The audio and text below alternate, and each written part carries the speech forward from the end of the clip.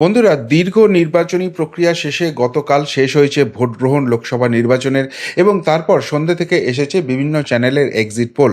এবং সেই এক্সিট পোলে দেখা যাচ্ছে সারা ভারতবর্ষে তো বটেই, বিশেষ করে পশ্চিমবঙ্গে বিজেপি অত্যন্ত ভালো ফলাফল করতে চলেছে। কিন্তু এক্সিট পোলই তো শেষ কথা নয়। এই ফলাফল সত্যিই বাস্তবে হবে কিনা সেই জায়গাটা বোঝা যাবে 4 জুন যখন গণনা শেষ হবে এবং বিজয়ী প্রার্থী হাতে সার্টিফিকেট পাবেন যে হ্যাঁ, তিনিই বিজয়ী হয়েছেন। তবে তবে গিয়ে এই নির্বাচনী প্রক্রিয়া শেষ হবে।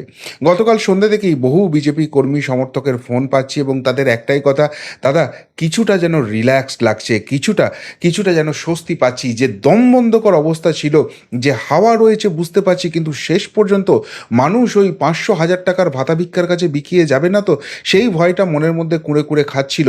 কোথাও গিয়ে যতই কেন্দ্রীয় বাহিনী থাক, এরা ভোটটা লুট করে নেয়নি তো, সেই ভয়টা কুঁড়ে কুঁড়ে খাচ্ছিল। কিন্তু এক্সিট পোলের রেজাল্ট দেখার পর অনেকটা স্বস্তি এসেছে। একটু রাত্রে শান্তিতে ঘুমোতে পাবো। নিশ্চয়ই রাত্রে শান্তিতে ঘুমোবেন। কিন্তু একটা কথা বলে দিতে পারি, যারা এক্সিট পোলের ফলাফল দেখেই উল্লাস করতে শুরু করছেন তারা কিন্তু অত্যন্ত ভুল করছেন। আবারও বলছি, নির্বাচনী প্রক্রিয়া তখনই সমাপ্ত হবে যখন আপনার প্রার্থী তার হাতে জয়ী সার্টিফিকেটটা পাবেন, তখন। তার আগে পর্যন্ত নয়। সুতরাং তার আগে পর্যন্ত প্রতিটা বিন্দুতে, প্রতিটা ইঞ্চিতে লড়াইটা করতে হবে। 1 সেকেন্ডের জন্য যদি রিল্যাক্স করা হয়, 1 সেকেন্ডের জন্য যদি হাল ছেড়ে দেওয়া হয়, 1 সেকেন্ডের মধ্যে মনের মধ্যে যদি এই ভাবনা চলে আসে আরে জিতে তো যাবই, জিতে তো গেছি, তাহলে কিন্তু সব শেষ হয়ে যেতে পারে। 2021-এ যেমন গণনাতেই ফাইনাল খেলাটা হয়ে গিয়েছিল, এবারেও কিন্তু সেইটা হওয়ার সমূহ সম্ভাবনা আছে। এবং 2021-এ যারা কাউন্টিং সেন্টারে ছিলেন তাদের সঙ্গে কথা বলে আমি অন্তত আটখানা কারণ খুঁজে পেয়েছি যে জায়গাতে এক্সিট পোলের রেজাল্ট কিন্তু গণনার দিন গিয়ে সম্পূর্ণরূপে ঘুরে যেতে পারে। যাওয়ার সম্ভাবনা নেই। যদি এই 8টি বিষয়ে অন্তত জোর দেওয়া হয়, তাহলে তাহলে গণনার দিন যে কারচুপি করার একটা আপ্রাণ চেষ্টা হবে, সেইটাকেও কিন্তু রুখে দেওয়া যাবে। এত কষ্ট করে যে নির্বাচনী প্রক্রিয়া, যে প্রচার, যে ভোট গ্রহণ সমস্ত কিছু হয়েছে, সেই ইভিএম সংরক্ষণ হয়েছে, সেই জায়গাটা কিন্তু শেষ পর্যন্ত ফ্রুটফুল রেজাল্ট দেবে অন্তত এই 8টি বিষয় যদি বিজেপি কর্মী সমর্থক নেতারা মাথায় রাখেন। না হলে কিন্তু সেই ভালো খেলিয়াও পরাজিত, খুব অল্প ব্যবধানে হলেও হার হবে। এবং একটা কথা মাথায় রাখবেন, নির্বাচনের ক্ষেত্রে এক ভোটে হার মানেও হার। এবং সেই হার হয়ে গেলে এত ভালো খেলা, এত ভালো পারফরমেন্স, তার কিন্তু কোনো দাম থাকবে না। কোন 8টি কারণ অবশ্যই এক এক করে ব্যাখ্যা করব, শেষ অবধি দেখুন এই প্রতিবেদন। নমস্কার প্রিয়বন্ধু মিডিয়ায় আপনাদের স্বাগত এবং আপনারা দেখছেন প্রিয়বন্ধু বাংলা, সত্যের সন্ধানে সর্বদা আমি শুদ্ধশীল। বন্ধুরা, আমি গতকাল রাত থেকেই বহু বিজেপি কর্মী সমর্থকের সঙ্গে কথা বলেছি এবং বিশেষ করে যারা গতবার কাউন্টিংয়ে ছিলেন তাদের অভিজ্ঞতার কথা জানার চেষ্টা করেছি। এর আগেও এই নিয়ে বহু কথা হয়েছিল এবং সেই জায়গা থেকে আমার 8টা পয়েন্ট কিন্তু অত্যন্ত গুরুত্বপূর্ণ মনে হয়েছে। এক এক করে আপনাদের সামনে তুলে ধরছি, আর দেখুন আপনারা সহমত হন কিনা বা এর বাইরেও আপনাদের কিছু মত থাকে কিনা। প্রথম যে পয়েন্টটা, সেটা কিন্তু মাথায় রাখতে হবে, সেটা হচ্ছে গণনা কর্মী। এই গণনা কর্মীরা সত্যিই কি রাজ্য সরকারি কর্মচারী? সত্যিই কি তারা পার্মানেন্ট স্টাফ? যাদের মধ্যে একটা নিউট্রাল কাজ করার জায়গা রয়েছে তারাই ঢুকছেন, নাকি সেখানে কোনো রকম কোনো ওই যারা কন্ট্রাকচুয়াল কর্মী তাদেরকে ঢুকিয়ে দেওয়া হচ্ছে, যারা বেসিক্যালি পার্টি ক্যাডার হয়? সেখানে কোনো বিশেষ সংস্থা যাদের সঙ্গে সরকারি কর্মচারীদের কোনো রকম কোনো সংস্পর্শ নেই তাদের ঢুকিয়ে দেওয়া হচ্ছে।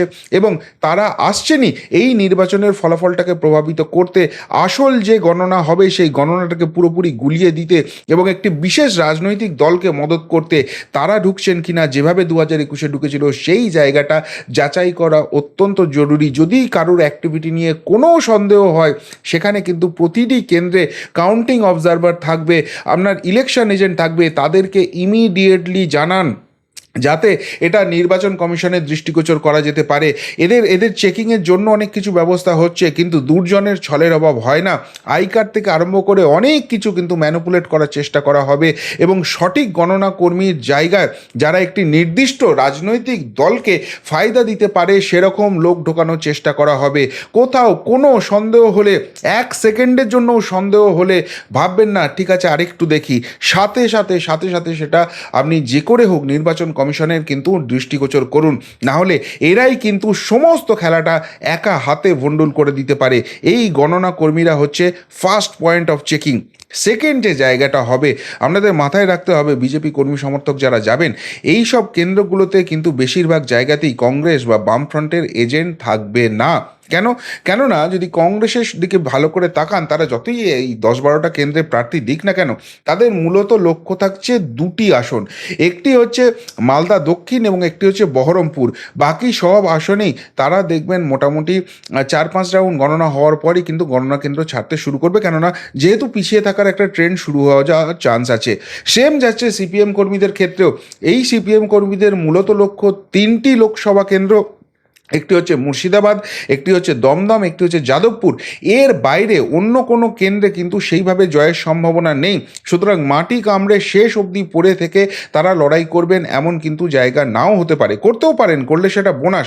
কিন্তু বিজেপি কর্মী সমর্থকদের মাথায় রাখতে হবে, এক্সিট পোল ইঙ্গিত দিচ্ছে কিন্তু বামফ্রন্ট কংগ্রেস শূন্যের দিকে যাচ্ছে বা 1-2টি আসন পেতে পারে, ম্যাক্সিমামটাই কিন্তু বিজেপি পেতে পারে। সুতরাং লড়াইটা শেষ অবধি আপনাদের সেটা লড়তেই হবে, এবং সেই জায়গাটায় আটকে দেওয়ার জন্য এজেন্ট রেশিও কিন্তু 3:1 হয়ে যাবে। কিভাবে? মানে যে রাজনৈতিক দলের বিরুদ্ধে আপনারা লড়ছেন তাদের 3জন এজেন্ট হয়ে যাবে, আপনাদের একজন এজেন্ট হয়ে যাবে, এবং সেই জায়গা থেকে চাপ দেওয়ার চেষ্টা করা হবে। কিভাবে হবে এটা? দুভাবে হওয়ার সম্ভাবনা আছে। এক, এখানে যারা নির্দল প্রার্থী থাকছেন তারা কিন্তু সকলেই ডামি প্রার্থী ওই নির্দিষ্ট রাজনৈতিক দলের, তাদের এজেন্টরাও কিন্তু আপনাদের চেপে দেওয়ার চেষ্টা করবে। 2 নম্বর, তারা কিন্তু একটা টেবিলে যদি এজেন্ট ফাঁকা করে দিতে পারে বিজেপির, সেই টেবিলে তখন আর দরকার নেই, একজন এজেন্ট থাকলে বা না থাকলেও বাকি কাউন্টিং এমনিই হয়ে যাবে। সেই টেবিল থেকে কিন্তু অন্য টেবিলে মুভমেন্ট করে সেখানে সংখ্যাটা বাড়িয়ে সেই বিজেপি এজেন্টের উপর চাপ সৃষ্টি করে তাকে কিন্তু বার করার চেষ্টা করা হবে। যদি এরকম সমস্যা দেখেন, নিজের টেবিল নয় পাশের টেবিলের দিকেও খেয়াল রাখুন, কোথাও চাপ সৃষ্টি হচ্ছে এরকম যদি দেখতে পান, সাথে সাথে আপনার ইলেকশন এজেন্ট বা নির্বাচন কমিশনের যিনি কাউন্টিং অবজারভার আছে তার কিন্তু দৃষ্টিগোচর করুন। এই চাপের খেলা দিয়ে টেবিল এজেন্ট খালি করার কিন্তু চেষ্টা হবে। বিশেষ করে যে কেন্দ্রগুলোতে সামান্য হলেও বিজেপি পিছিয়ে পড়তে শুরু করতে পারে 2-1 রাউন্ডের পরে, সেই কেন্দ্রগুলোতে কিন্তু এই চাপ শুরু হবে, বা যে কেন্দ্রগুলোতে সামান্য ভোটে এগিয়ে আছে সেখানে কিন্তু রীতিমতো এই মনস্তাত্ত্বিক গেমটা খেলা হবে। এই জায়গাটা সামলানো কিন্তু অত্যন্ত জরুরি। 3 নম্বর যেটা খুব ইম্পর্টেন্ট, যখনই ইভিএম খোলা হবে ফার্স্ট পয়েন্ট অফ চেকিং থাকবে ইভিএমের ব্যাটারি। যে ইভিএমগুলো সারাদিন ভোট করেছে, ভোট থেকে মক পোলিং হয়েছে, সেই ইভিএমে কিন্তু চার্জিং খুব বেশি থাকতে পারে না, 5, 10, 20, 30% চার্জ থাকতে পারে, বা ইভিএম খুললেই দেখবেন একটা মেসেজ পাবেন replace your battery, recharge your battery, এই ধরনের যদি মেসেজ পান সেই ইভিএমগুলো জানবেন অরিজিনাল ইভিএম। কিন্তু যদি ইভিএম খোলার পর সেখানে দেখেন 90%, 95% চার্জ আছে, নিশ্চিত থাকবেন সেই ইভিএমে নিশ্চিত কিছু গণ্ডগোল আছে। কেননা ভোর থেকে মক পোলিং করার পর সারাদিন ভোট নেওয়ার পর কোনো ইভিএমের ক্ষেত্রে 90-95%, 80% ব্যাটারি বেঁচে থাকতে পারে না, এবং এই ইভিএমগুলো কিন্তু জালি ইভিএম, চেঞ্জ হয়ে যাওয়া ইভিএম হওয়ার একটা সম্ভাবনা আছে। অতীতের অভিজ্ঞতা থেকে কিন্তু অনেকে জানাচ্ছেন। সুতরাং ইভিএমের ব্যাটারি এই জায়গাটা কিন্তু সবথেকে বড়, যখনই ইভিএম অন হবে এই জায়গাটাই সবথেকে ভালো করে খেয়াল রাখুন। 4 নম্বর, ট্যাবুলেশন শিট। আপনাকে যে ডেটাটা দিল সেই ডেটাটাই মেনে নেবেন না, সেটা 2বার, 3বার, 5বার, 10বার ক্রস চেক করুন যে হ্যাঁ সেটাই, যতক্ষণ পর্যন্ত না ইভিএমে আপনার প্রার্থী বা বিরোধী প্রার্থীর পাশের ডেটাটা স্পষ্টভাবে দেখতে পাচ্ছেন, ব্যাটারি কম হয়ে গেছে, একটা লাইন দেখা যাচ্ছে না, ছাড়বেন না। সেই জায়গাটাতেও কিন্তু ভালো করে লড়াইটা করতে হবে। কেননা আপনাকে হয়তো মুখে বলল যে ধরুন আপনার দল 500 পেয়েছে, আপনার বিপক্ষ দল 300 পেয়েছে, কিন্তু ট্যাবুলেশন শিটে লেখার সময় সেটা কিন্তু উল্টে যেতে পারে। সুতরাং ট্যাবুলেশন শিট আপনাকে যেটা বলেছে আপনার লিখে দিই সেটা দায়িত্ব শেষ হয়ে যাচ্ছে না। ট্যাবুলেশন শিটেও সেই এক্স্যাক্ট ডেটাটা গেছে কিনা সেটা ক্রস ভেরিফাই করুন। অনেক সময় মুখে আপনাকে একটা কথা বলবে, লেখার সময় কিন্তু ঠিক উল্টোটা করে দেবে, যেখানে আপনাদের লিড আছে সেই জায়গাটায় সেখানে কিন্তু মানে উল্টোটা করে দেবে। আপনাদের যেটা ভোট এসছে সেটা অন্য দলে চলে যাবে, অন্য দলে যেটা ভোট এসছে সেটা আপনাদের দিকে চলে যাবে। এবং 2 নম্বর হচ্ছে কিছু ডেটা এদিক ওদিক করে দিতে পারে, 9টাকে 0 করে দেবে, 0টাকে 9 করে দেবে, এইভাবে কিন্তু ভোট কমা বাড়া হতে পারে। সুতরাং ট্যাবুলেশন শিট যেটা আপনাকে ডেটা দিচ্ছে আর যেটা ট্যাবুলেশন শিটে লেখা হয়েছে সেইটা করুন, কাউন্টিং হয়ে যাওয়ার পর সেটাকে রিভেরিফাই করুন, রিচেক করুন, নাহলে কিন্তু ট্যাবুলেশন শিটেও বড় খেলা হয়ে যেতে পারে। 5 নম্বর যে জায়গাটা হচ্ছে সেটা হচ্ছে গোনা মেশিন রিপিট। যখনই দেখবেন বিপক্ষ শিবির কোনো কোনো একটি পার্টিকুলার ইভিএমে এগিয়ে যাচ্ছে, সেই ইভিএমটা ভালো করে নজর করুন, তার নাম্বারিং থেকে আরম্ভ করে সমস্ত কিছু ভালো করে নোট করুন। যেটা গতবার 2021-এ হয়েছে বলে অনেকে অভিযোগ করছেন যে ইমিডিয়েটলি সেই মেশিনটা করছে না, কিন্তু যে মেশিনটা গোনাতে দেখা যাচ্ছে বিপক্ষ লিড পেয়েছে, সেই মেশিনটা কিন্তু রেখে দেওয়া হচ্ছে 20টা 30টা মেশিন পর। যেখানে বিপক্ষ দল লিড পেতে পারে সেটাকে সরিয়ে দিয়ে ওই লিড পাওয়া মেশিনটাতে কিন্তু সেখানে ঢুকিয়ে দেওয়া হচ্ছে।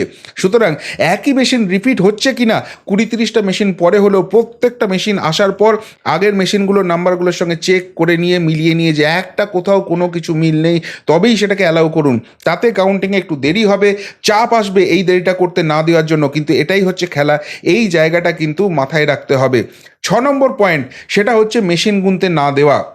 যেরকম নন্দীগ্রামে চেষ্টা হয়েছিল, যেরকম গতবার আরামবাগে হয়েছিল, দেখবেন বেশ কিছু মেশিন থাকবে, বলবে এগুলো চলছে না, এগুলো ঠিক হচ্ছে না, এই মেশিনটা গোনা হয়ে গেছে, অ্যালাউ করবে না। সেই মেশিনগুলোকেও কিন্তু মাথায় রাখতে হবে যে প্রত্যেকটা মেশিন গোনা হয়েছে কিনা, প্রত্যেকটা বুথ ওয়াইজ যতগুলো ইভিএম থাকার কথা সেই সেই বিধানসভায় সেই যতগুলো মেশিন কাউন্টিং হয়েছে কিনা। কোনো মেশিন যদি খারাপ দেখায় ভিভিপ্যাটের জন্য চাপ তো দিতেই হবে সেখানে। এবং সবথেকে বড় কথা, যদি 3-4-5টা মেশিন দেখছেন যে সেই পার্টিকুলার জায়গায় খারাপ দেখাচ্ছে, সাথে সাথে সেটা কিন্তু ইলেকশন যে এজেন্ট রয়েছে বা নির্বাচন কমিশনের যিনি কাউন্টিং অবজারভার রয়েছেন তার কিন্তু দৃষ্টিগোচর করুন, নির্বাচন কমিশনের দৃষ্টিগোচর করুন।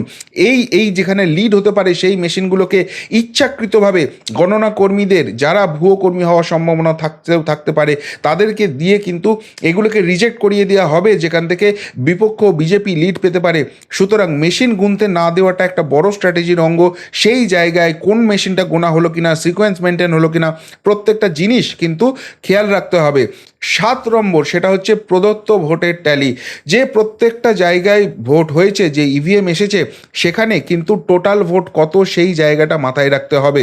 আপনার প্রদত্ত ভোট দেখাচ্ছে হয়তো 800, এবার আপনাকে বলল যে আপনার দল পেয়েছে 220 আর বিপক্ষ দল পেয়ে গেছে 720, তাহলে দুটো ট্যালি করে 940 আসছে। যে যতগুলো ভোট কাস্ট হয়েছে, এই যে আপনাকে ট্যাবুলেশন সিটের জন্য যে নাম্বারগুলো দিয়েছে সেই টোটাল নাম্বারটা অ্যাডিশন করতে হবে, করে দেখতে হবে যে ওর সঙ্গে ম্যাচ করছে কিনা। ওইখানেও কিন্তু নাম্বার ঘুরিয়ে দেওয়ার খেলা চলতে পারে। সুতরাং প্রদত্ত ভোটের ট্যালি করাটা সেটা কিন্তু অত্যন্ত অত্যন্ত গুরুত্বপূর্ণ। এই জায়গাটাই কিন্তু বড় ম্যানিপুলেট করার একটা চান্স রয়েছে। এবং সব শেষে আসল কারসাজিটা মেশিনেই করার চেষ্টা করা হবে। কীরকম? কয়েকজন অভিজ্ঞতা শোনালেন যে যখন ওই যেখানে ইভিএম রাখা হয়েছে সেখান থেকে কাউন্টিং সেন্টার অবধি পৌঁছানো হচ্ছে, তার মাঝখানেই ওই শিলটা যেটা আছে সেটাকে চটিয়ে দিয়ে, বা এই যারা কাউন্টিং করছেন, যারা গণনাকর্মী রয়েছেন, তারাই কিন্তু সিলটা খোলার পর সেখানে এই যে এজেন্ট রয়েছে বিজেপি, তাকে অন্যদিকে করে দিয়ে সেখানে একটা ছোট্ট স্টিকারের মতো, পাতলা স্টিকারের মতো চিটিয়ে দিচ্ছে। যে স্টিকারটা আসলে ইভিএম অন করলে যেরকম আলো জ্বললে যেরকম লাগে পুরো সেরকমই দেখতে, কিন্তু ভেতরটা পুরো ঢেকে দিচ্ছে। এবং সেইখানে যে নাম্বারটা আসছে সেটা অবভিয়াসলি বিজেপিকে কম করিয়ে বিপক্ষ দলকে বেশি করিয়ে দেওয়া হচ্ছে। অর্থাৎ অ্যাকচুয়াল কাউন্টিং ওই স্টিকার দিয়ে চেপে দেওয়া হচ্ছে, এবং যে স্টিকারটা উপরে দেওয়া হচ্ছে সেইটা ফলস স্টিকার আগে থেকে প্রিন্টিং করা আছে, সেই জায়গাটা কিন্তু চলে আসছে এবং সেই জায়গাটা দেখানো হচ্ছে। এই যে 8টা পয়েন্ট, এই 8টা পয়েন্ট অত্যন্ত গুরুত্ব দিয়ে ভাবতে হবে।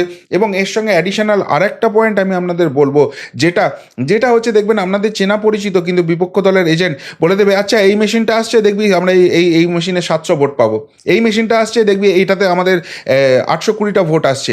এই যখন বলতে শুরু করবে, সাথে সাথে আপনার যিনি ইলেকশন এজেন্ট আছে বা যিনি নির্বাচন কমিশনের অবজারভার আছে তার দৃষ্টিগোচর করুন, কি করে এক্স্যাক্ট নাম্বার বলে দিচ্ছে। তার মানে ওইখানে কি খেলা হয়ে আছে, ওই ইভিএমে কি জানা আছে, তার ব্যাটারি থেকে আরম্ভ করে সমস্ত কিছু ক্রস ভেরিফাই করার দরকার আছে।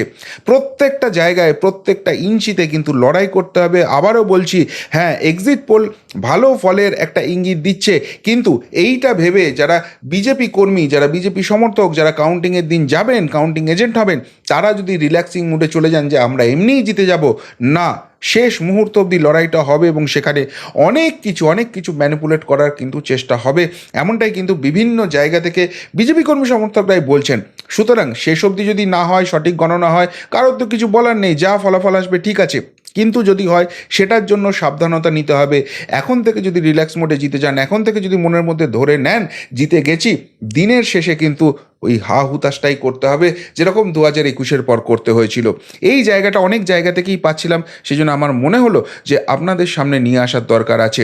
সত্যিই কি যারা গণনা কেন্দ্রে যান তারা আরও ভালো বলতে পারবেন এই ধরনের খেলা 2021-এ হয়েছিল বা হওয়ার সম্ভাবনা রয়েছে এবারে, নাকি গণনাটা সত্যি চুপচাপ হয়ে যাবে? কি মনে হচ্ছে আপনাদের? উত্তরটা অবশ্যই কমেন্ট বক্সে কমেন্ট করে জানাবেন। এখনকার মতো এখানেই শেষ করলাম, ফেরত আসছি নতুন প্রতিবেদন নিয়ে খুব তাড়াতাড়ি। ভালো থাকবেন, সাথে থাকবেন, পাশে থাকবেন। নমস্কার।